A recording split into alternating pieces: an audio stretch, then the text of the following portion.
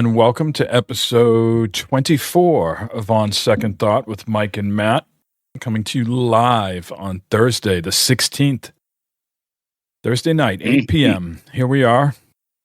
Is this our first show of the new year, or I can't remember? The last one just come in prior? Nope. Second show of the new year. Mm-hmm. Second show, so. The year's gone by fast. It tells you how well the year has been going for me. Welcome. We got lots to discuss tonight. We even got some breaking gaming news to go over here in just a little bit. But Matt, you've been dealing with some snowy weather. We're going to be getting some snow over the next 3 days. I don't think any real major, what I would like to call plowable events, but I think it's supposed to be enough to be a nuisance. But I think after, somewhere in between the first show of the year and this show, Ohio got walloped with a bunch of snow, almost a foot. You said you got 11 inches in your yard. Mm-hmm. Yeah, some places got 14. Official at the airport where they keep record was like 12.5 or something like that, I think.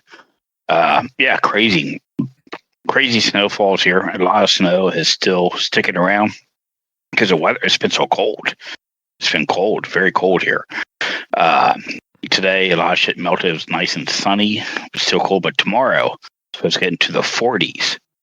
And then rain overnight. So that's going to cause a nice sloppy mess for Friday and Saturday for sure. But yeah, it's been okay. It's at the point where the snow gets all nasty and dirty. You know what I mean? And it's just grimy, and you're done looking at it, so you want it to go away. Of course, we would be remiss to say these are first world problems. Our poor fellow citizens in Southern California would be clamoring for cold and snow, and they got a lot going on there. So any of our listeners impacted, certainly hoping for the best for you and yours. But yeah, we're going to get some more snow this weekend. I got to tell you, we had 3 to 4 inches of snow on, what was it? I don't know if it was Saturday or Sunday. I can't remember now. I think it was Saturday. Mm-hmm. The best purchase I have made recently, these are not like where I need to get the snow blower out or the snow plow that I've acquired for my for that other device I got over the summer, was this push. I think I've talked about this before, maybe on Bad Fodder Figures. No, can't be. I must have talked about it on this show because I didn't get it within 2.5 years ago. Anyways, this 48-inch shovel, 48 inches, it's a snow pusher. So it's basically a snow plow. Yeah. That thing, whatever the material it's made of, the acrylic, it gets it right down to the pavement. Better than my snowblower. Now I could get if I wanted to scar my driveway, and really there's a mechanism to get it so it's scraping the pavement. I could get it like that, but then you're stuck with this driveway that's just been hacked up. Here where we live, Matt, we have tar in our driveway. I think you have cement, right? You have our driveway. Our driveway is concrete. Concrete. That's what I meant to say. Concrete. Yeah, our driveway here is tar, cement, whatever. Tar. Asphalt. Thank you. So it's black. I use this snow blower, really to scrape it, and it's going to leave a lot of scarring. So I don't go down to the bare pavement, but this other device I have, let me tell you, does a beautiful job, and I get my steps in and everything like that. So shaves it clean, huh? Yeah, it does, and it's 48 inches, so you're not, you get a lot of snow at one time. Yeah. What's that? No, that probably works great when it's a small, light snow, but 48 inches, if you're pushing man, that could be, oof. No, you wouldn't use it for slushy, wet, and anything above, I think 5 inches, it wouldn't be what you would want to use. But the snow I had the other day was very light and fluffy, and it was only about 2 to 3 inches out there, and then I came back out there and there was another inch as well, so it was perfect. Yeah, it was awesome. Yeah, that's what I do. When I remove snow from my driveway and sidewalk, I'm pushing it. I'm not lifting. The shovel is gliding across the pavement, and then at the end, I just kind of give it a little floop, like a little flip. Yep. Yeah. Because we're going to talk about the mentals and the physicals. The more you can not hurt your back lifting the snow, and bend from the knees and all that stuff. Let the tool do the work for you. Mm-hmm. Mm-hmm. One of our listeners, I'm not going to mention his name because it's not my. He says I could, but it's not my place to reveal people. But we have a listener, a loyal listener who's been listening to us for many, many, many years. We have a listener. A listener. We don't. Candidly, man, this is awesome. He's revealed. He's around our age, probably a little bit younger. That recently he went to go get a colonoscopy. He had some polyps, and one came back cancerous, and so he's going through that, whatever that protocol is. Doesn't mean he has cancer, I guess. I'm not a doctor, but they got to test it and see, all that type of stuff. So he's going, essentially covering his bases to ensure everything is copacetic. Anyways, good luck to that. He wanted to pass along to us, and if we predominantly have male listeners, I would assume that's a safe bet. But even females need to go as well. That he wanted to pass along. Don't sleep on getting a colonoscopy. Some men or women are scared of doing that, and waiting and just pushing it off. Certainly, we have another listener. Again, I won't. I think he even mentioned it on his own podcast, but just in case he didn't, I won't mention his name. He went through this and it was cancerous, and he had to deal with all that. So that's two people that we know. So yeah, just make sure you're going and get those colonoscopies regularly, getting checked up. Now, I had one about a year ago, and I think I'm due for one in a couple of years when I turn. I think he said 52. So we'll see. Maybe I'll go earlier if I want to, but I've already gone once and there was no issues whatsoever. So it's easy. It's so easy. The worst part is the prep beforehand. Well, you speak for yourself. I woke up in the middle of it and I felt the rummaging around, dude. I was like, that's because you like it. I was like, oh, that's kind of nice. Yeah. Can you scratch over there a little bit? Yeah, I got an itch you can satisfy. Yeah. But yeah, it's go get your checkups, and it's been a while since we've talked about the mentals and the physicals here. It's been candidly a tough stretch for me over the last month and a half. I don't think I revealed too much, but my dad's been pretty sick, and it seems like he's slowly on the mend. Now I talked to my parents today; they both got COVID. And so he's back on heart medication and he's tolerating it. And so we'll see how all those things play out. So I've been, dealing with some of that. And early in December, I was laid off from my job. So, feeling anytime you're almost 50 years old and you get laid off, even if it's not your own fault, right? Doesn't feel good. You don't feel good about your own self-worth. Your place in the house and society and all those types of things come into the forefront. But there is good news. I've accepted a new job, and I start in a few weeks. So try to stay positive throughout things. Yeah, I know the past couple of weeks you've Mike and I pretty much daily talk at night, game and stuff like that.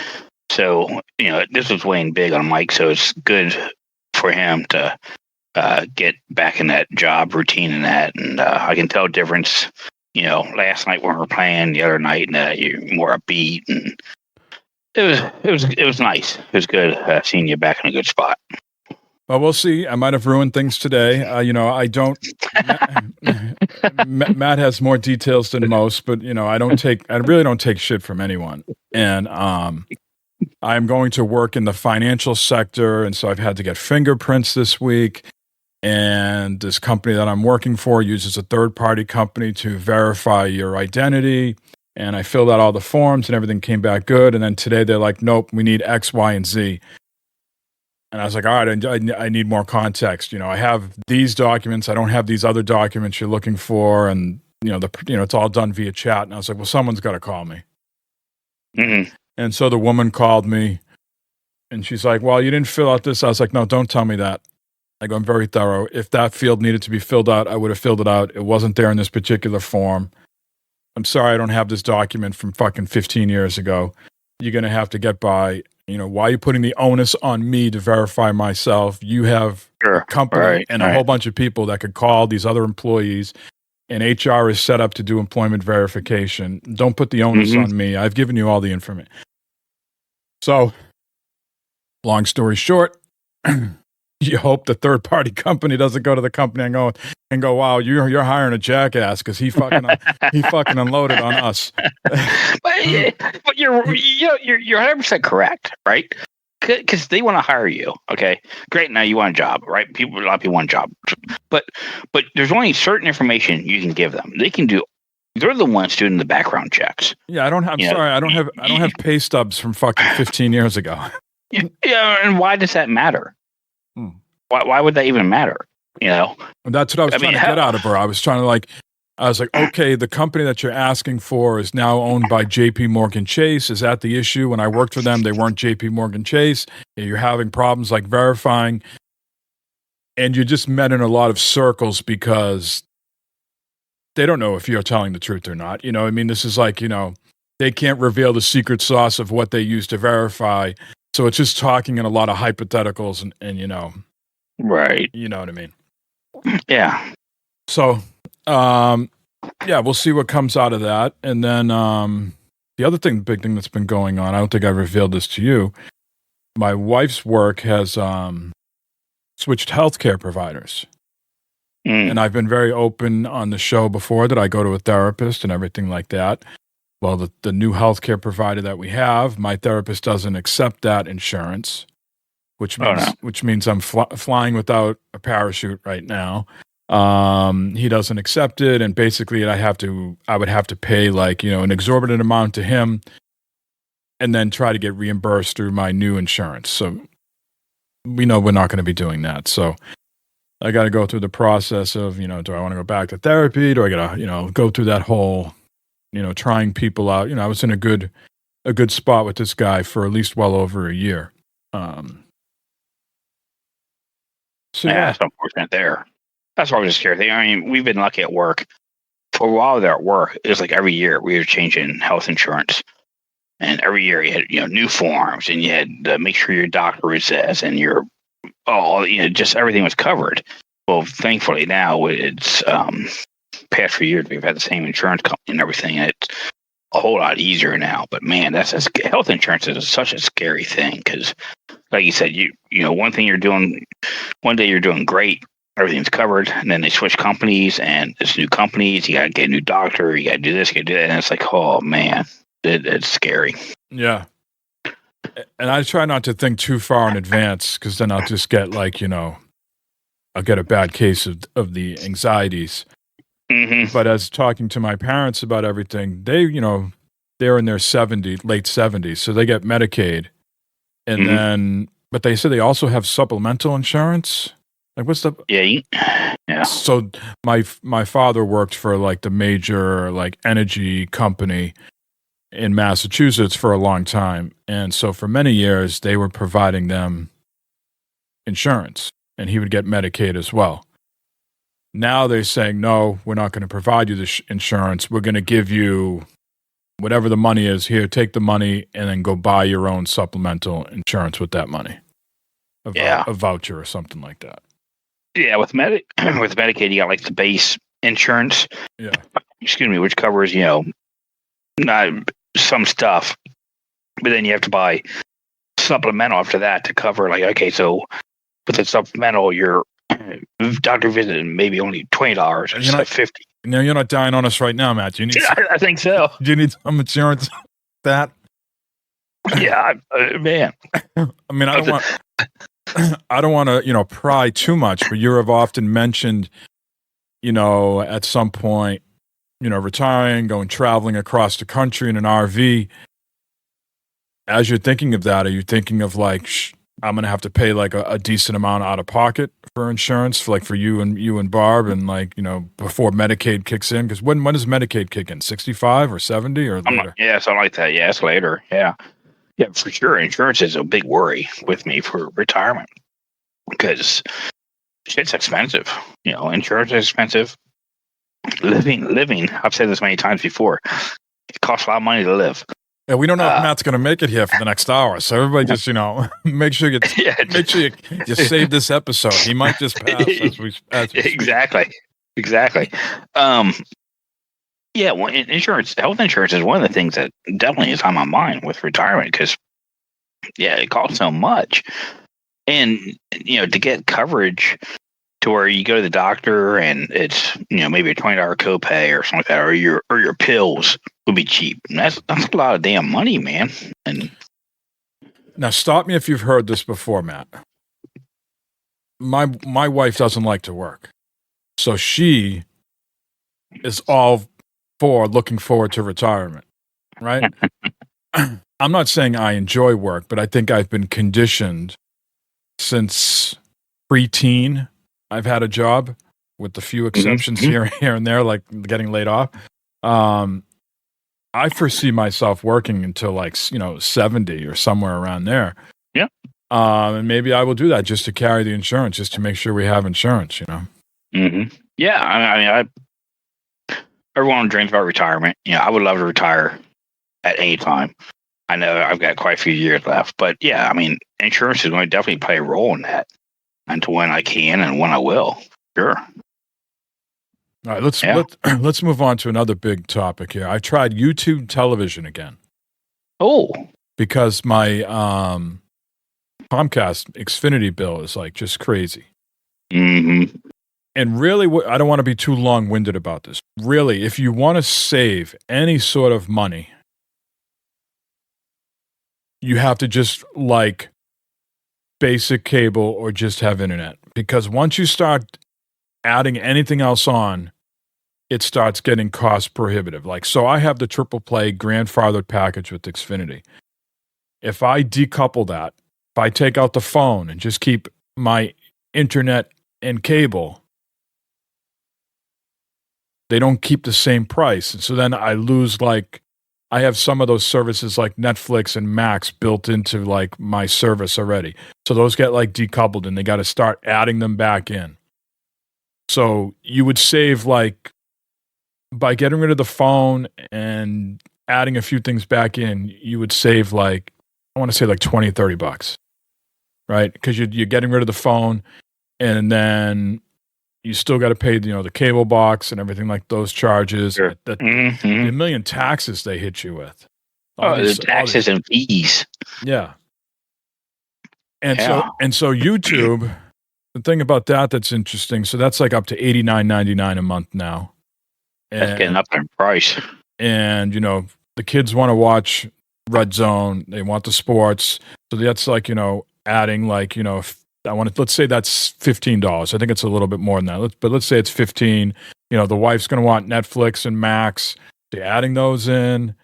So it's really what I deduced is the only way that you're going to really get things cheap is reading books and just having mid-tier internet speed and just being happy with consuming things on YouTube, via whatever internet. Because as soon as you start adding all this other stuff in, it fucking adds up. And especially if you have a family that's into sports like we are, it gets cost prohibitive. I could get the YouTube TV and I could get the Celtics, Bruins. Excuse me, I can get the Celtics and Patriots, but I wouldn't be able to get the Bruins and Red Sox because they're on this other app that you have to buy and subscribe to. They're not part of YouTube TV. Basic Xfinity right now just stopped covering NBC Sports Boston, which is where the Celtics are on. So you'd have to, you wouldn't be able to just say, give me basic cable in my internet. No, you'd have to go to some other tier to get the sports now. So yeah, it's sports is really what's driving everything with your cable companies. Is trying to get your sports and stuff. Because if it wasn't for you, well, maybe your kids, but they wouldn't care about the sports and all that stuff as much as you do. No, they're way into it more than I could do. I've lived a whole life watching sports, man. I could do without it. I could just have the basic and just see what's on TV. It's real, but really, it's sports is a part of it. But then it's also all those other services, the Max and the Hulu and the Spotify and everything. Well, that's where you gotta go through, and you gotta decide what are we really watching out of all these things. We just got rid of Disney Plus. We just got rid of Apple TV. I got rid of Apple Arcade. Just got rid of a whole bunch of stuff, but. And that's the nice thing about those add-on services. See, I don't have anything. The only thing I got put like my Verizon bill. My Verizon, I got Disney Plus included with that. So I get Disney Plus, Hulu, and ESPN Plus. Okay, but I'm paying with that with my Verizon bill. And out of all those, I don't Disney Plus. We hardly ever watch Disney Plus anymore. It's Hulu. We do a lot of Hulu, and I do a lot of ESPN Plus because the Bearcats. That's where the Bearcats play. Yeah. All right, on there. But most of the stuff that like Barb watches, it's on Hulu or Netflix, HBO Max. Like we're into gaming. Lynn is into her shows, and her shows can be on a wide variety of platforms. Barb's the same way. Yep. And Lynn makes the money, and Lynn pays the bills, so Lynn gets the final say. But that's one. Like ours aren't bundled in, so like we could pause Netflix for a couple months until a new season of something comes out, or something comes out that Bart wants to watch again, and then start it back up. Same thing with Apple TV or something like that. But I wouldn't mind. Netflix is bundled into our Comcast. Yeah, I wouldn't mind getting rid of some of this cable because no one watches regular TV anymore. Really, I mean, no one watches it here anymore. It's all Netflix and Apple and all that stuff. The other thing I don't like about it sounds crazy to say, when you're in an app, when I'm watching anything in an app, you're stuck to that app. Like you can't just go watch TV like Flick. You know what I mean? You're stuck in that app. With YouTube TV, yes, that is like your cable app, and that's where you move your channels around. But it feels like YouTube TV sometimes is like bait and switch, right? Like they hype up this like multi-view. Well, you can't create your own multi-view. They create pre-populated multi-views of what people think are going to watch. So if there was like 5 sports things on, they might put like the Bearcats, University of Miami, and like the Miami Heat basketball game. And you could watch those 3 things at once.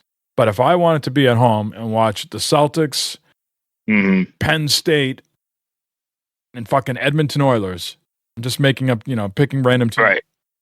You can't do it. Can't do it because they got to host it on their end, and that's servers or whatever they say. We're not creating custom views. We've decided that we're creating these what we assume will be the most popular views. Yeah, and then some things aren't even available for views based upon how they've negotiated things. It will say that this broadcast is not available to be seen in a view. Yeah, and I was trying to. I was also trying to do picture-in-picture on my television where I was going to play Call of Duty on the PS5, and then picture-in-picture would be YouTube TV of some football game that was on.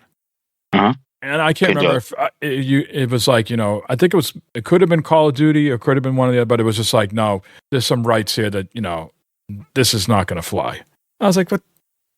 Then what's the purpose of giving me these multi-views and picture-in-pictures? I'm the consumer. It's not my job to know all these rights and who signed these agreements. You feel like you don't find out these things until you start pressing buttons and making configurations. Well, it's going to get worse. I mean, it's getting worse and worse, too. Because a lot of the games, like a lot of the NFL playoff games this weekend are either on Paramount Plus or Peacock. Or you have to subscribe to. No, I think there's like CBS and Paramount Plus. I think the Paramount Plus and Peacock are like the 4K. If you look at them, it should say like NBC/Peacock, CBS/Paramount Plus. And I think those other versions have like the 4K. Like when you watch Amazon, when they're just on Amazon, that broadcast is beautiful. It is top notch. It looks so much better than when you were just watching NBC or CBS. But I could be mistaken, Matt. But usually, if you see Peacock, it will say NBC/Peacock, CBS/Paramount Plus. Yeah, I don't know. I just saw this weekend. Like, there's a game on Paramount and then a game on Peacock. And last year, when it was on Paramount and Peacock, there was no CBS or NBC. It was streaming only. You had to. Well, then because I remember a lot of bars were like, well, we can't show it because it's on that, and we can't buy it, we can't play it. Yeah. Let me look at the schedule here real quick here. Houston, Kansas City's on ESPN. Washington, Detroit's on Fox. Rams, Philadelphia's on NBC/Peacock. Baltimore, Buffalo's on CBS/Paramount Plus. So everything should be available. Well, yeah, but even like ESPN.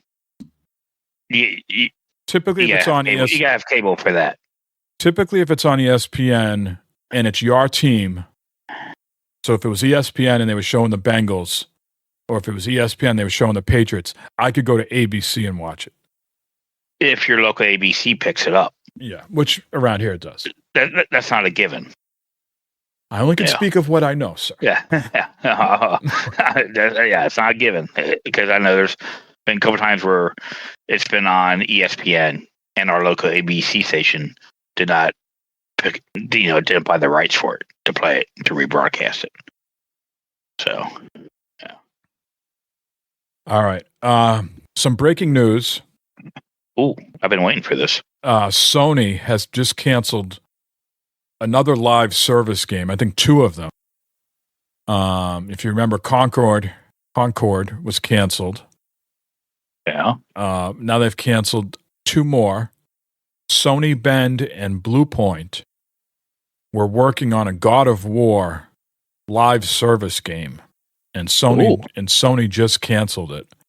I really think Sony's in a really bad place here because years ago, live service games were doing tremendously well, and I think still the big players, the Fortnites, the Apex, Call of Duties, Diablo, do good, and everybody's always chasing that money, and some of these other ones, a lot of the other ones aren't doing well and have to fold after just a couple months. We think of Suicide Squad. We think of that game that Ubisoft put out that was supposed to compete with Call of Duty. There's been some other Overwatch-type clones that have come out that haven't done well. Now, Marvel Rivals has come out and is supposedly doing very well. It's got the Marvel's light. I think it's got 2 things going for it. One, it has the Marvel license, and B, people say it's a very good game. Yeah. But anyway, Sony has canceled this live service games, and these are very good studios. Bend put out the Days Gone game, that game with all the zombies with the motorcycle guy a few years ago. And I think Bluepoint, are they the people that I want to say Bluepoint Demon Souls, right? So they're a very reputable studio. And yeah, so they've canceled this. And I don't know what else Sony has in their pipeline. They have the new Naughty Dog game. But that's years away, right? They got the Ghost of Tsushima game coming out at some point. That should do well. But a long-winded way of saying Xbox has got a lot of good stuff coming out, and Xbox all of a sudden has this model of operation where they're going to be releasing their games on multi-platform because they're into the whole software publisher aspect, less about hardware. And so it's kind of funny as Sony is maybe stumbling with some of their own first-party games, Microsoft might prop them up and keep them afloat by their own games coming to PlayStation. Yeah. I mean, there's talk this week that the first thing that's going to come over to Switch and to PS5 is going to be the Halo Master Chief Collection. Yeah. But yeah, that's breaking news that Sony has canceled 2 more live service games. Sony Bend and Bluepoint were working on the God of War. I think God of War Ragnarok or God of War live service game, and people said, "Thank God that got canceled because they didn't see that they didn't see that playing out too well." Oh, wow. We're going to talk later about Diablo, but as I sort of feel like me and you are playing these live service games, Fallout 76 and Diablo 4, they say gaming overall is in a tough spot because even big single player games are not selling like they used to. You can blame it on Game Pass, you can blame it on live service games, people's attention span, or they don't want to spend 60, $70 on something that they can complete in 30, 40 hours. They want to play with something that's going to have a season for a whole quarter of the year, right? Whatever it is, the sort of landscape has changed. And I was thinking, hey, we're playing these 76 games in Diablo. Why can't Sony and Microsoft and these developers think outside the box and come up with a 20 to 30 hour story, something that doesn't cost $1 zillion to make, but pick a slice of the game like Diablo, some characters we've come across, and instead of making it a top-down Diablo game, make it like a third-person or first-person action game, sort of like The Witcher, right? Like a 20 to 30 hour game like that. Would that have some sort of appeal for you, Matt? Like if all of a sudden, I'm just picking something random here, but the Primevals, right? Diablo, Mephisto. Maybe you could do something with the character and then with the whole Lilith, right? The backstory of Lilith and her father, Mephisto, but you could make that into a first person or third person Witcher-esque game as sort of, have the Diablo title franchise, right? That comes with a certain weight, but it gives people a little break. Like, hey, I like Diablo 3. I like Diablo 4. I want to play something more in the Diablo universe, but this would be a nice change of pace. Yeah, almost like a DLC. And I want to say, kind of like I don't know, like a DLC add-on expansion pack type of thing, possibly. Or just a cheaper price game, something that would be like $29.99. You don't need the base game to play it. You don't need Diablo 4 to play it. Right? It's it can be almost like the I keep going back to the Outer Worlds, right? Like that was such a nice 20 to 40 hour game, and like I would like to see the studios get back to some of that type of stuff. All right, you don't have any fresh ideas, or fresh ideas aren't selling. Meet yourself in the middle. Come up with the fresh idea in an existing franchise, and instead of beating us over the head with the asymmetrical look, try third person or first person with some of these characters. Yeah, it could even be along the lines of like all those Telltale games that came out years ago. For some that type of line of work. Yeah. So that's the breaking news. That's disappointing for it is for Sony. I'm sure they are not happy about that. It's unfortunate.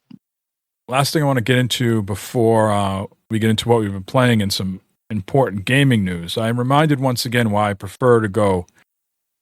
I predominantly buy things online rather than at a store. So a little bit before Christmas, we had a tree fall in the backyard, and my chainsaw is no longer working. The carburetor died, and they told me it would cost more money to fix the carburetor than buy a new chainsaw. Okay. So I'm without a chainsaw. My neighbor came over, cut it up for me so I could get to my shed. We piled the wood. But I have, I would like to have a chainsaw on hand in case something comes down that I need to be self-sufficient. Went to my store, my power store, and I decided I was not going to go gas. I was going to go battery. I have existing battery for steel products like a hedge trimmer and a weed whacker.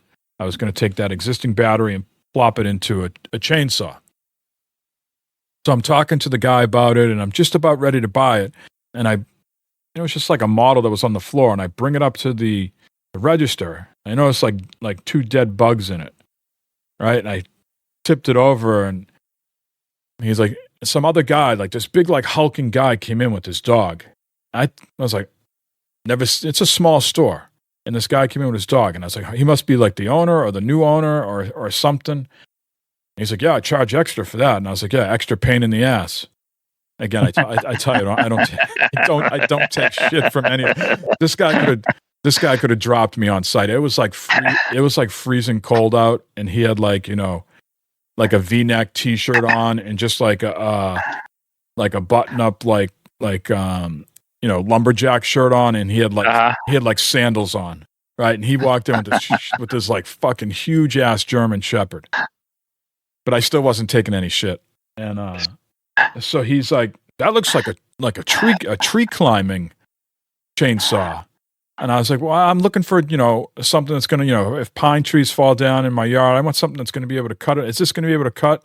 He's like, you got to go over here. And, he's like, this is what I got. He's like, I got tons of chainsaws. But I more often than not grab this one. And he grabbed like a steel. It's the next battery size up. And you got the whole kit.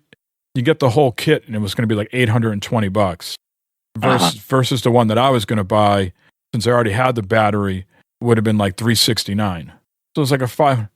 And I was like, I'm sitting there going, I'm looking at the one that was like $360, and I was like, that's a small blade, man. I go, I don't know if that's going to cut much of anything. And the one he showed me sort of resembled what my other chainsaw, the gas one, looked like. And I was like, all right, I'll tell you what, I'm going to think about it. I'll be back. I'm going to do some research. I'm going to think about it. And as I'm walking out, the guy with the dog, who I thought worked there, said to the guy that was working with me before, he's like, damn, I'm sorry. I just chased away one of your customers. He didn't even fucking work there. He came like out of the blue. He was just like... unsolicited advice from... Yeah. I was like, what the fuck is going on? Yeah. But I did watch some videos on the cheaper one, and guys were cutting some pretty sizable trees with that chainsaw. But the battery life is like, they do recommend that you have 2 batteries so that you could swap them out. I think the battery life was somewhere around 25, 30 minutes. Yeah, definitely an extra battery is helpful for those things. Yeah. So I was like, what's this guy doing? Getting involved in my shit. All right. Lots to talk about here. Diablo 4, we've been playing it. There's some Diablo news that's coming out, and we're also going to be covering the Nintendo Switch 2 reveal. Before we move on, anything that we just covered, Matt, that you want to hit on again? I know we were kind of rushing through that, but I know we got a lot to discuss. I think we covered things mighty fine. All right. So yes, we have been playing Diablo 4 pretty heavily, I would say. Right? Are you? Let's put it this way: are you even going into Fallout 76 and doing your dailies? I have not. No, I have not. Okay. So you're completely. I think we've mentioned it before in the show that when we get into a game, we're all in. We're all in, babe. We're all in. I tell Barb all the time, I'm all in. She's like, you kidding? Really? Yeah. Fooling me. I hear that too. Push. Boy. All right. So let's set the table here. I've been playing a lot of Diablo 4 since it's come out. I have 5 or 6 characters all throughout the season. Basically, when you play a seasonal character and the season is over, that seasonal character goes to the Eternal Realm. So I probably have 4 or 5 characters in the Eternal Realm, plus my new seasonal character. Matt, I believe, has 2 characters in the Eternal Realm, one that you exclusively sort of play with now, and then your other one was another season that you started, didn't do much with that character. That's in the Eternal Realm, but it's a very low-level character. You haven't really touched it. Are we... Correct. I'm pretty much going to start fresh next season, when next season starts next week. And how do you feel about that? So you've invested a lot of time in this main Eternal Realm character. You're working heavily to get resources, to get the master working up. What do you envision doing with this character once the new season starts? Well, I think the main reason for starting a seasonal character is for something for you and I to common, play, what have you, There's that. But yeah, I put all this time in this sorcerer I'm messing with on the Eternal Realm. I'll call my original character, and it's like, okay, I don't want to abandon that because the dude's pretty fucking powerful and pretty goddamn good. But I'm going to give the seasonal thing a try, and I'm certainly sure as hell might like it. I want to do a different class. I'm going to try a different class, different character type thing. But yeah, mainly it's to be able to play the season, see what all the seasonal stuff's all about, experience the different gear and stuff that comes with that. So yeah, I'm looking forward to doing it. But I feel kind of weird, like it's like I'm abandoning my best friend or something. Yeah. Like, all right, well, sorry, dude, you're just going to sit here and get dusty while Well, you can always go back to the Eternal Realm and play with that character. The only thing you won't be able to do is access any of the sort of season content. So right now, when me and you play at night, we're playing in the Eternal Realm, which means I can't make any progress with my seasonal character, and you don't get the whole Realm Walker, and you don't get that other currency when you defeat the Realm Walker and get those I forget. There's so many different currencies, but there's something when you complete the Realm Walker, you get these. I want to call them solemn opals or something like that, and they transfer to this guy. His name's not Zancreef, but it starts with a Z, Zarankum, something like that. And you go to him and you level up.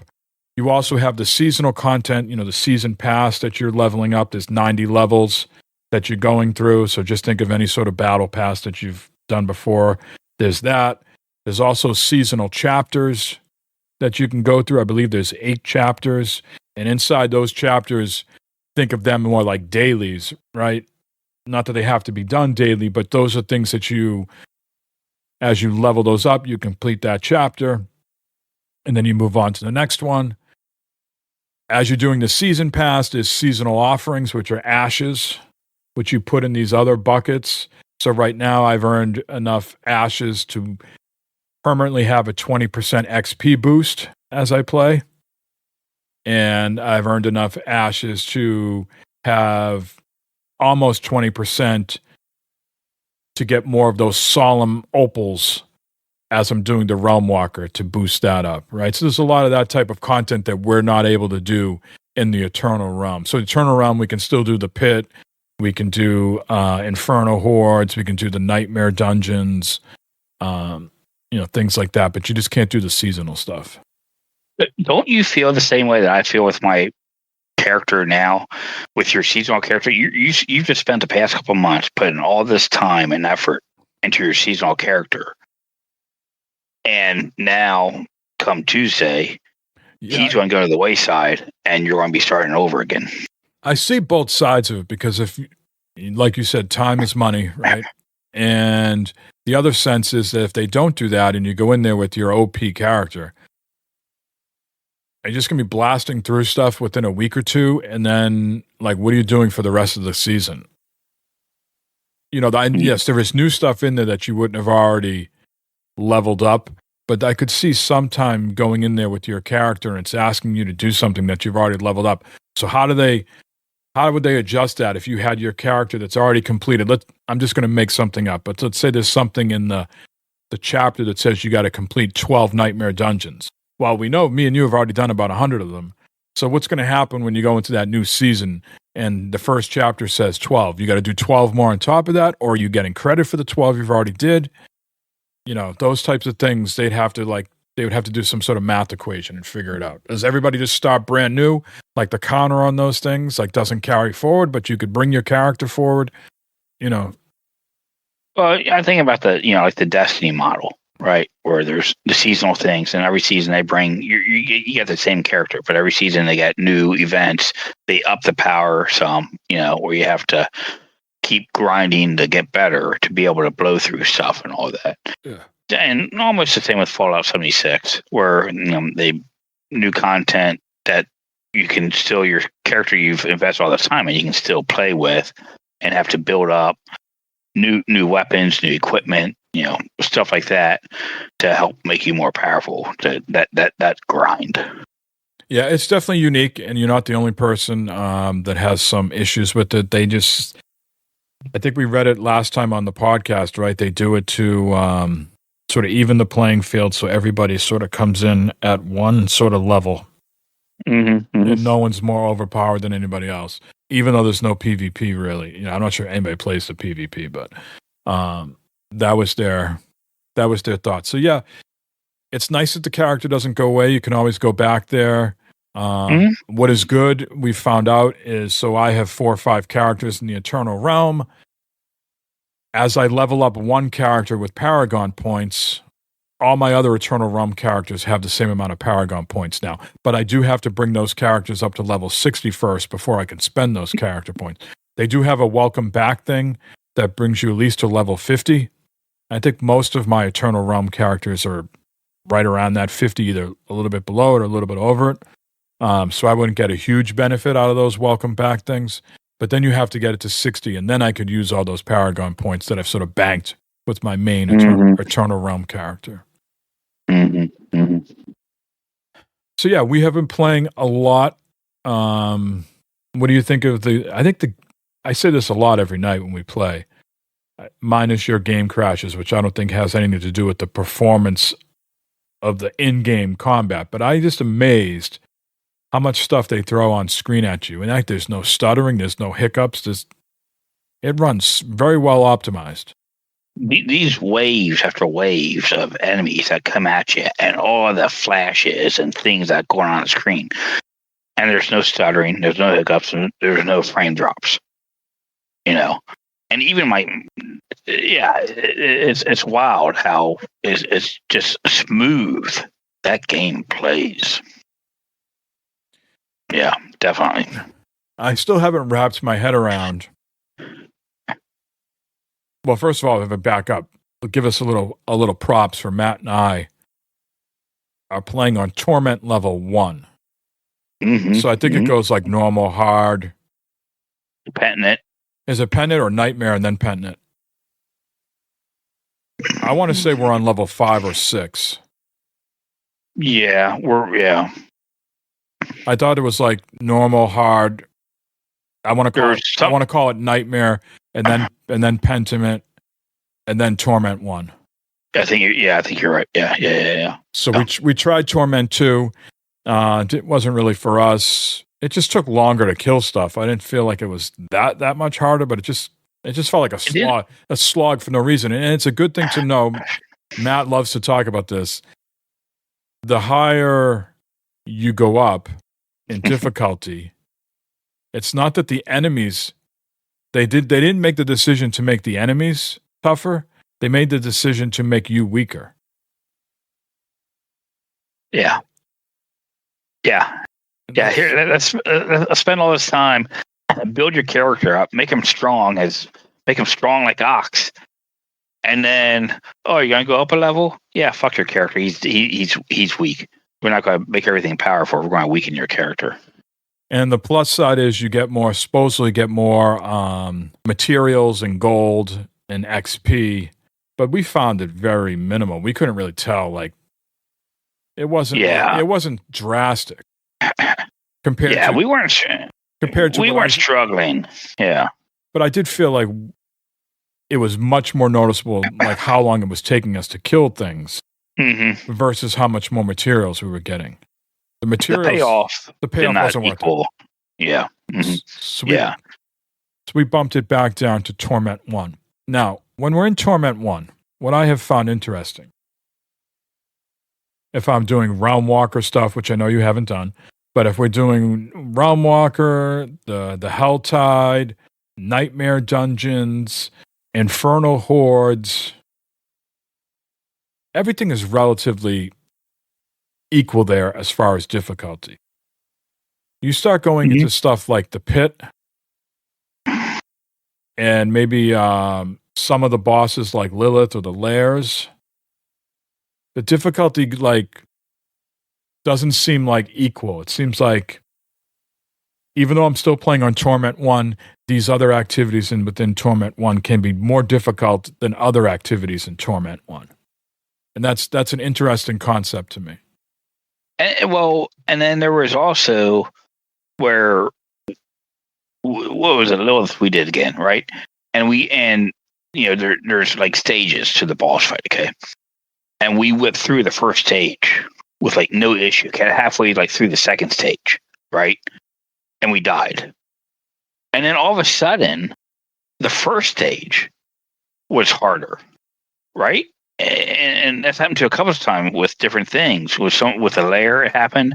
With that boss fight, it happened where we died, and it got extremely more difficult every time we died. It's like, well, this is odd because we whipped through it the first time, right? And now we had some sort of like ice boss in some lair, and I can't remember why we did it 2 or 3 times. I'm not sure if we were farming it or if we beat it the first time, but you died, so we wanted to do it again to make sure we could both. Something like that happened.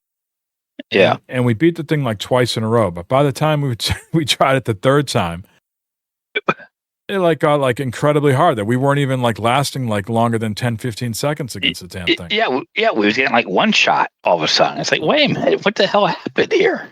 You know? They must. I don't know if there was an actual mechanic or what. They thought we were farming the boss. Maybe the game was smart like that or something. I don't know, but it's a hell of a mechanic to have built into the game. You know. So, how are you feeling about your character, the leveling up? Is all of that like it's holding your attention? It feels like you're feeling tangible differences the more masterworking you do, and the gear that you've applied, and the codex of power.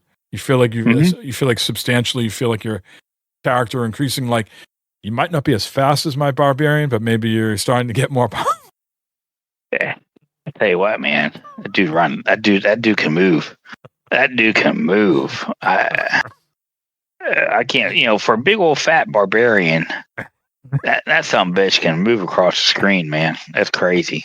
It is a funny thing. People should see it. It's like a cartoon, man. This thing just, you can hear like the old Fred Flintstone Twinkle Toes. As he's going across the ground. So a couple things there. Matt is very much looking forward to playing in my seasonal character. I'm using the Spiritborn. And when we go to the next season, that Spiritborn character will move to the Eternal Realm. So Matt is anxious to see that player because we haven't played together yet. But he's also looking forward to playing with the Spiritborn character because it's not as fast as my barbarian. The other thing there, though, is I have had very good success using this site called Icy Veins, which I guess Matt is used to. I think they're a partner with Blizzard for these for these builds that they do. And same thing with Wowhead. They gave me a very nice build for my Spiritborn to the point I was like, all right, I want to do something now for my barbarian.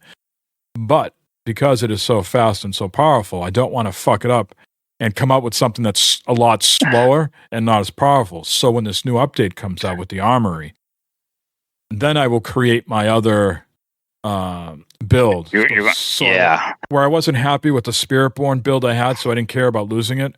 But I will wait for the armory update. Yeah. So what Mike's talking about in the next season, they're going to have builds for your character. We're going to have different. Like World of Warcraft, it's a big thing. World of Warcraft, where you have different builds. So, like, I was a priest, and Mike's heard this before, where I had a healy, where my priest would heal when I was with teams going through instances and dungeons. And then my other build was an offensive player, to where I could, if I was solo, I could fight on my own. And that's the same thing that they're bringing to Diablo now. Is these different builds? So you have different. You could have a sorcerer that is an ice build, and they can also have a sorcerer that is a flame build or something like that. So, yeah, that'll be cool. That's going to be cool to see. It's not supposed to cost you any gold to switch between the two. No, it didn't World of Warcraft. No. Yeah. So we are playing nightly right now, the Eternal Realm, having a lot of fun. Leveling up. I think I want to say, Matt, you're just below me in Paragon. You might be like around like 172, 173 in Paragon. I'm 176, I believe.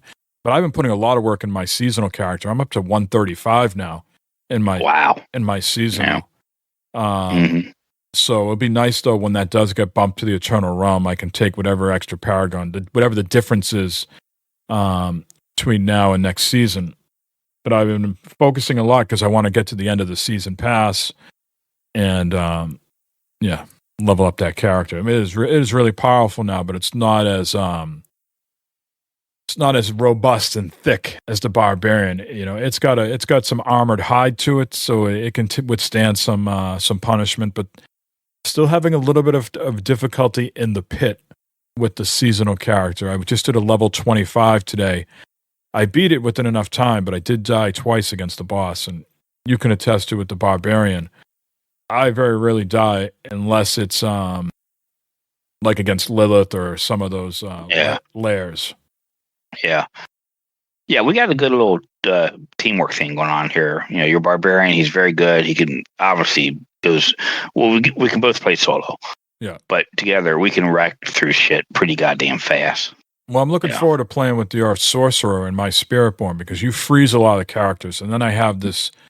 My Spiritborn shoots out these like electric feathers. So I'm hoping that between that, I mean, you freeze them, and I electrocute them when they're frozen. Nice. So, we'll have to give that a try next week. Yeah.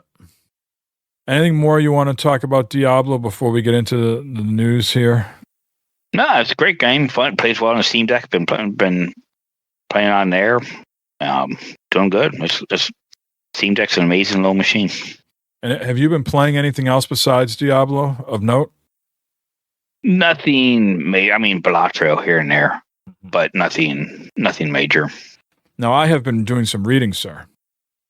Before we get I didn't know you could read. Oh yeah, it's a new skill. You know, when you're laid off and you got a new job, you got to build up your skill, and the reading is the new skill set. I just finished the Willie Nelson book. Many people will probably shaking their head going, "What's this guy on about?" But it's called "It's a Long Story, My Life." I think it came out in 2015. It's been updated a few times since then. But as I've alluded to on past shows, you know, I'm deep into what the kids would call the American songbook. You know, working my way through. I've always liked some Willie Nelson stuff, but I'm digging more into that right now. I've always liked Johnny Cash. I think my next two is work my way over to Merle Haggard and Waylon Jennings next. Well, that'd be some good books here. And their music as well. I'm not as well versed in those two guys' music. Certainly, I know a little bit of Merle. You know, the Okie from Muskogee, and you know Waylon Jennings, but trying to listen to some of their music. Anyways, what I'm driving at here, I think I talked a little bit about this a couple episodes ago when I was reading Geezer Butler's book, of course, the bass player from Black Sabbath. He talked a lot about his drinking and how it made him violent. And Willie really didn't get into pot. You know, everybody thinks of Willie Nelson, they think of pot, right? He's a big, you know, either two things. If I said to you Willie Nelson, besides the country aspect, people would say either Farm Aid or marijuana, pot, weed. Yeah. Roll me up and smoke me when I die, right? Yep. But he really didn't get into marijuana until the late 60s, early 70s. Predominantly by that, you know, he was a guy that grew up, was born in the 30s. He's 90 years old right now, 91. Yes. So he was born in the 30s. So we're talking, you know, if it's in the late 60s, you know, he's, you know, coming around 45, 50, our age, right, is when he sort of got into smoking weed. But before that, he was big into cigarettes and drinking. And just sometimes as you read books, Matt, and you know, I'm not sure, I know you read a lot of fiction. I read more autobiographies, nonfiction. Sometimes when you read things and you're like, I could have written that, it like I said before, either Misery Love Company, or sometimes it's when you have these, what I will call problems, you feel like you're isolated, like it's just affecting you. I'm the only person that's got this issue.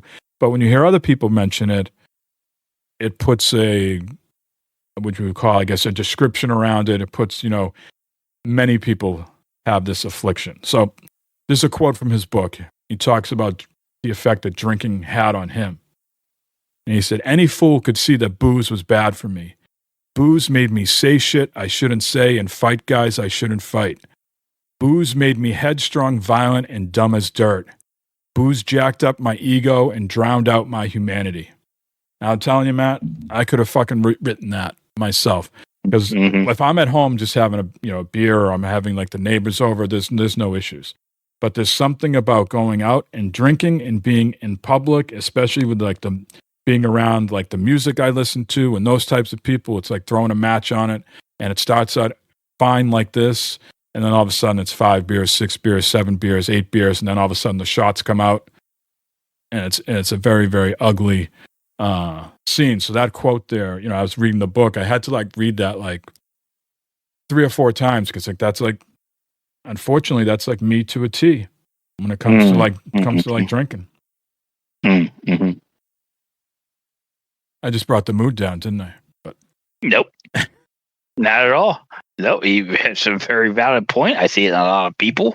Yeah. I and myself, included. So yeah, it's definitely. Otherwise, a very good book if you're interested in Willie Nelson. He talks, a lot about his upbringing, him and his sister Bobby, and the music they got into, and all sorts of funny stories and anecdotes, and how he was a machine of the Nashville music scene, and that wasn't for him. They wanted to make his sound sweet and soft and strings and all that, and he finally had enough of that. And when he moved to Austin, Texas, the true like Willie Nelson sound sort of came out.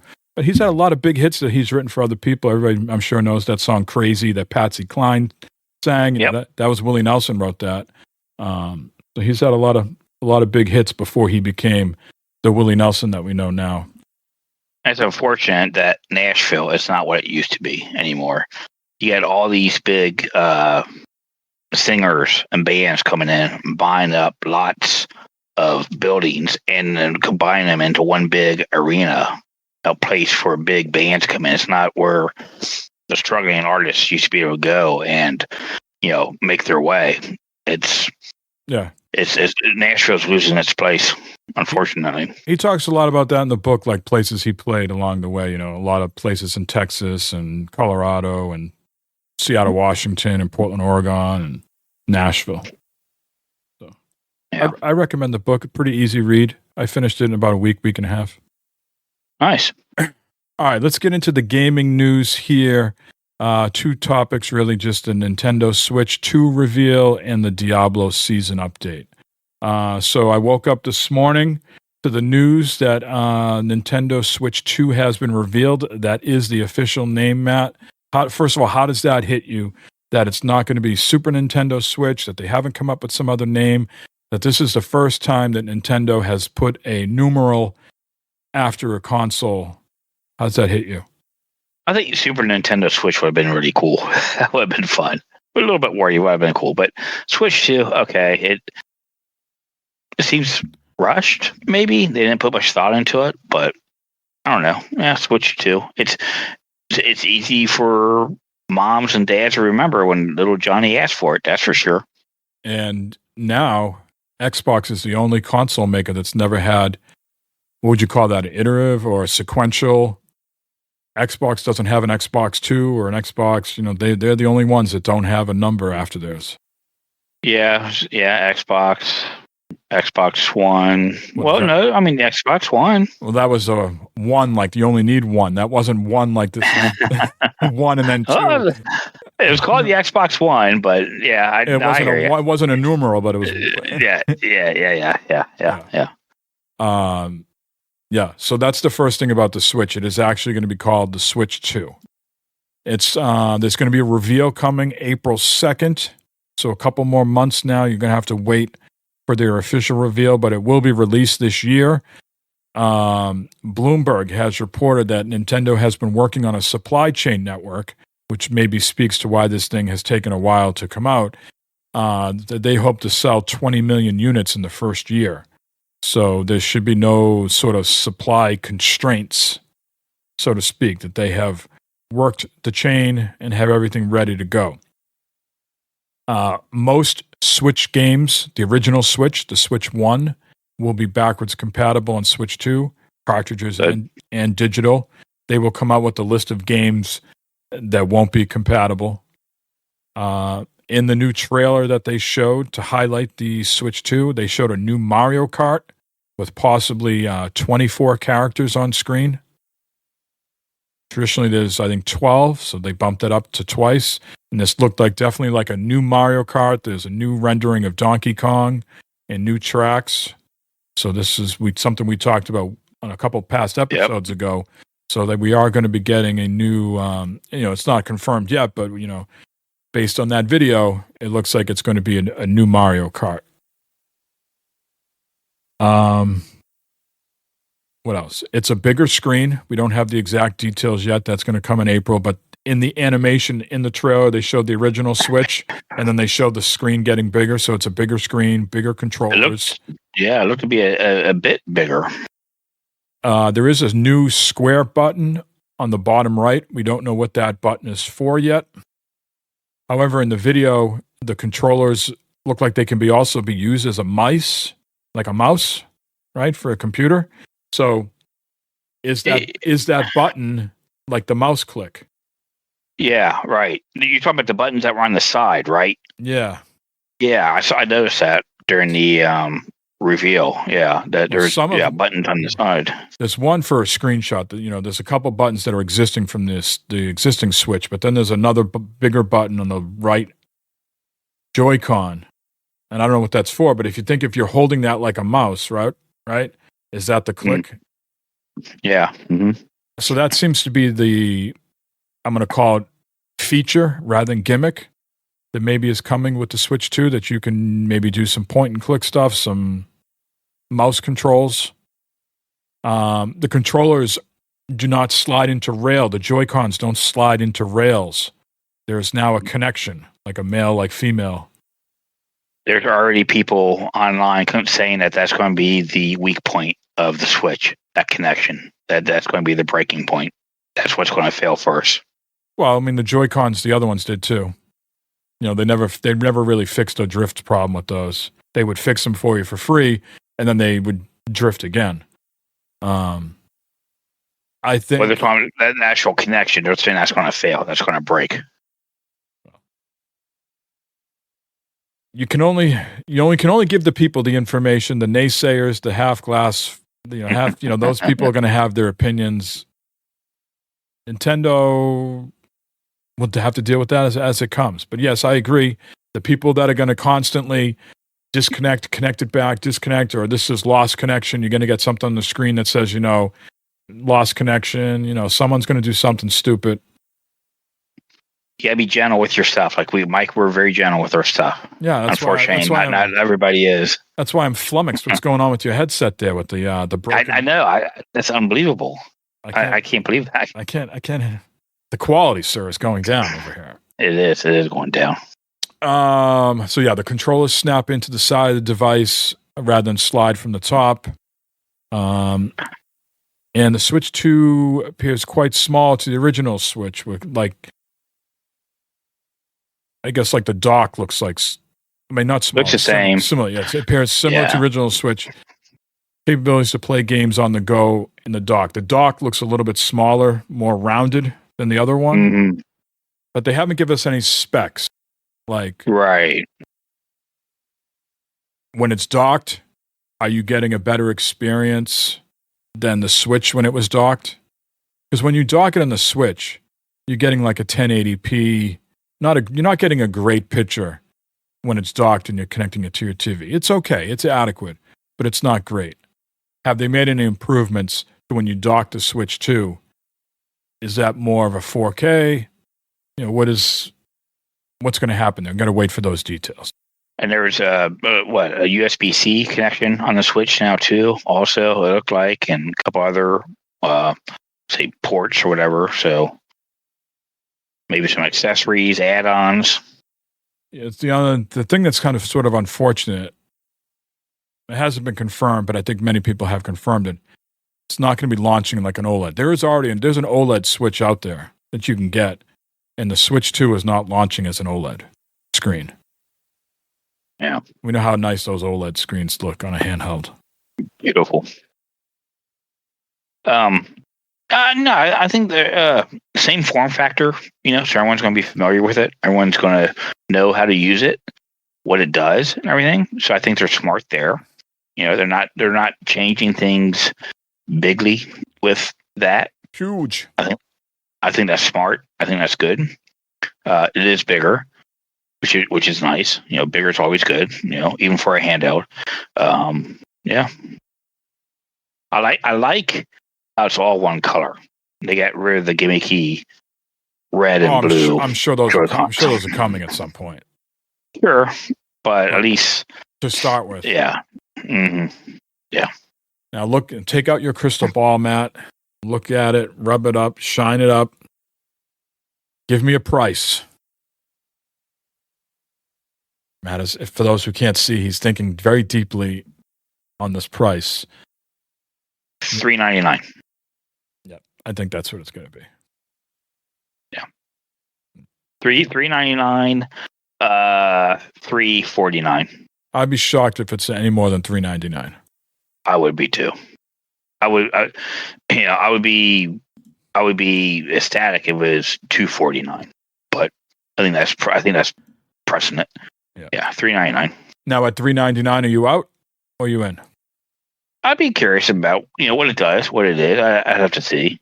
The speculation is if it's something that can run PS4 equivalent type games, not PS4 Pro, but PS4 games, you're going to see a lot of third-party ports come over to that system.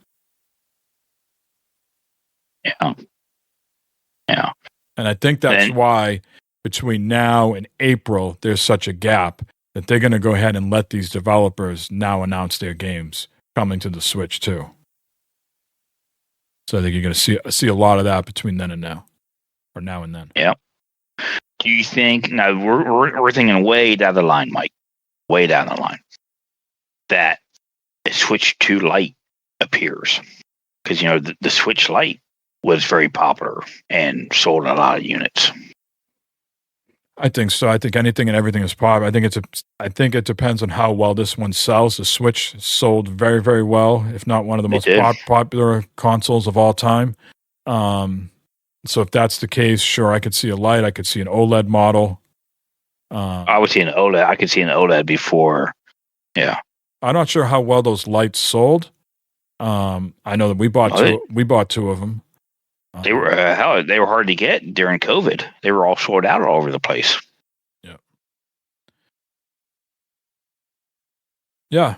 So Nintendo, it's been about what? It'll be 8 years in between the Switch and the Switch 2, something like that. Wow, that long? Yeah. It's been a while.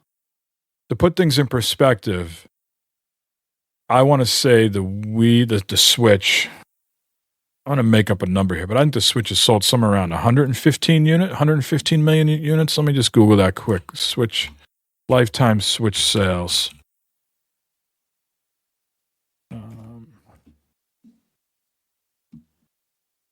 So the announcement, while you're doing it, the announcement's April 2nd. Yes. How soon after that do you think it's going to be able to buy? You think May? April 3rd? I think sometime in June. Yeah. So I'm sure they're in production now. The Switch has sold 146 million units globally, just behind the DS at 154.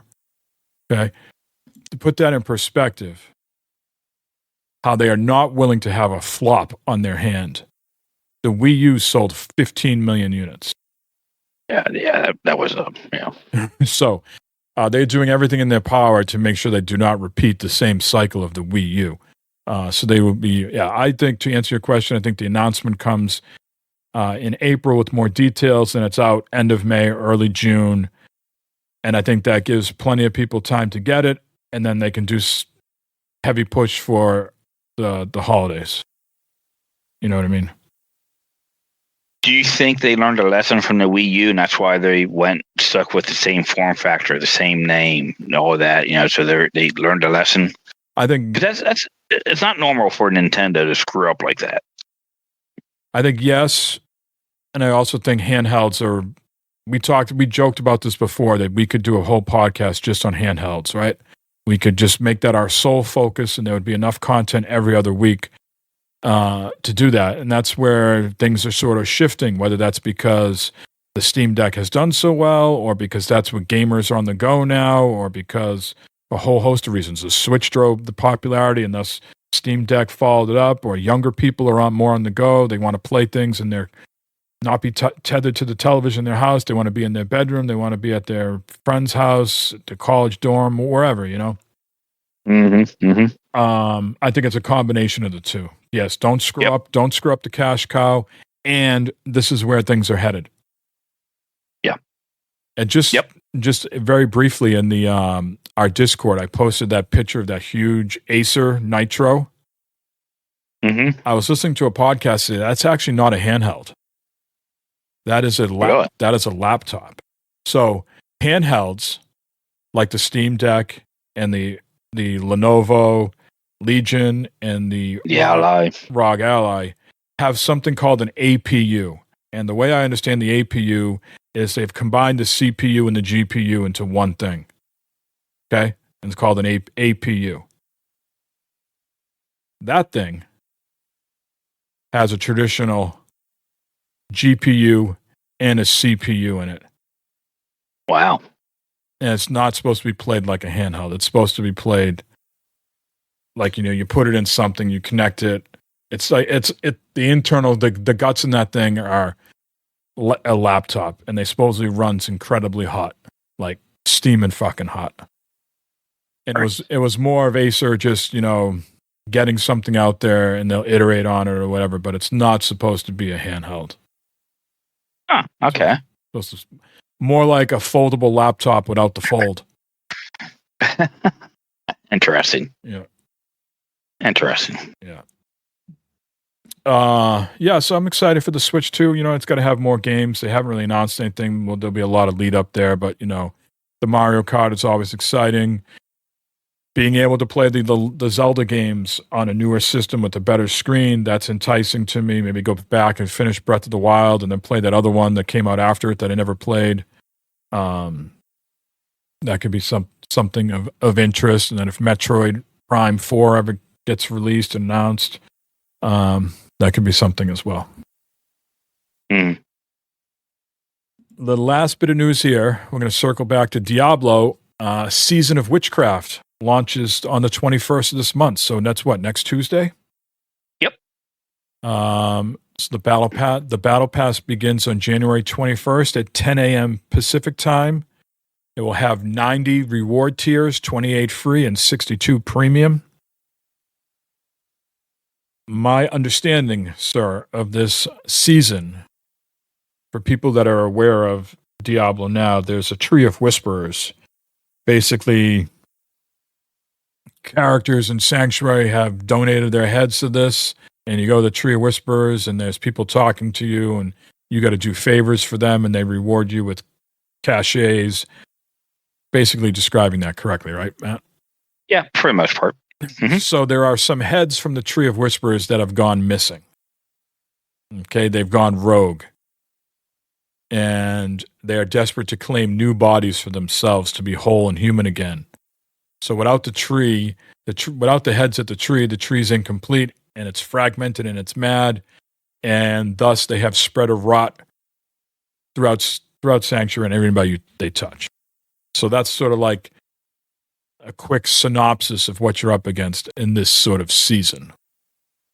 And you ally with the tree, and you progress, and you'll enhance your witchcraft powers as you go throughout the season. And I guess there are 3+ schools to learn from of witchcraft. There's the Eldritch, which you wield magic that harnesses destructive energies. There's Psyche, wield defensive powers of the mind and spirit to create visions, focus your attacks, and induce madness in your enemies. And then there's Growth and Decay, wield living magic that both heals and harms, boosting life and resource. And I guess these incantations can create what they say, horrific diseases and disruptions. The fourth one here, there's something called lost powers, and that's both unknown to the coven and the tree. So they'll have to reveal more of that later on. Interesting. Any of those that you think you gravitate towards? The growth and decay, or the psyche. Yeah. We'll have to coordinate it and pick different ones. Yeah, we will. Yeah. Mm-hmm. Wouldn't it be great, Mike, to be one of those heads, the Tree of Whispers, just hanging there on a string, and people walk up, you just give them shit. They're just talking shit and they can't hit you because you're so high up there. Exactly. That'd be awesome. I don't know. I feel like I'd get a headache. I tell you what, I wouldn't have to do 5 miles of walking every day, though. No, you won't. Let's see. To learn witchcraft, you earn seasonal reputation with the coven from completing new whisper bounties and defeating hulking, head-rotting enemies to earn restless rot. And that specific tier. That sounds good. Yeah, that's always. Let me have some of that with my dinner, please. Some restless rot with head-rotting enemies. Yeah, can I have an extra serving of restless rot, please? And at the specific tiers, you unlock the ability to learn more witchcraft powers at altars near the Tree of Whisperers. And we already talked about the armory. Yeah. So yeah, I'm excited to dive into a new season. We won't have to worry about doing any of the campaign stuff, whether Vessel of Hatred or the main campaign. We've already completed that with our characters, so we don't have to redo any of that. We can just focus on the season stuff. We'll have to decide if we're going to do the strongholds again. I imagine we will, just to clear the map. Sure. But there'll be a lot of good content. We'll see how quickly we can level up to 60 and then get to the Paragon points. Yep. And you think you're going to go with a druid this time, right? I'm thinking druid. Yeah, I think I'm going to do a druid. I'm going to look through all the classes and see, but I'm thinking that druid. Yeah. Yep. Yeah, I'm really liking my Spiritborn right now, and we haven't played much with the Spiritborn together. So I'm wondering, do I just do another Spiritborn character, or do I do? I didn't get much out of the Necromancer. I think that was one of the only characters I didn't do much with. Yeah, it's the Necromancer, but I do like going in and just mixing it up. Boy, I really like. I'm not one of those people that sits back, either in life or in video games, that just sort of just sits back and takes my shots from afar. I like to be right in there and mixing it up. Yeah, you do. Yeah, I like to be a little ranged a little bit. I can get my hands dirty. All right, sir. I think that just about does it. Anything that you want to go over here? Anything else to add to Diablo or the Switch 2? No, I'm looking forward to it. It's going to be a good year. It's going to be a good year of gaming, good year for console. So let's go. All right. Well, this has been episode 24. We'll talk to you in a few weeks. In the meantime, let us know how we did. Share some feedback, all that type of good stuff. Yes, please.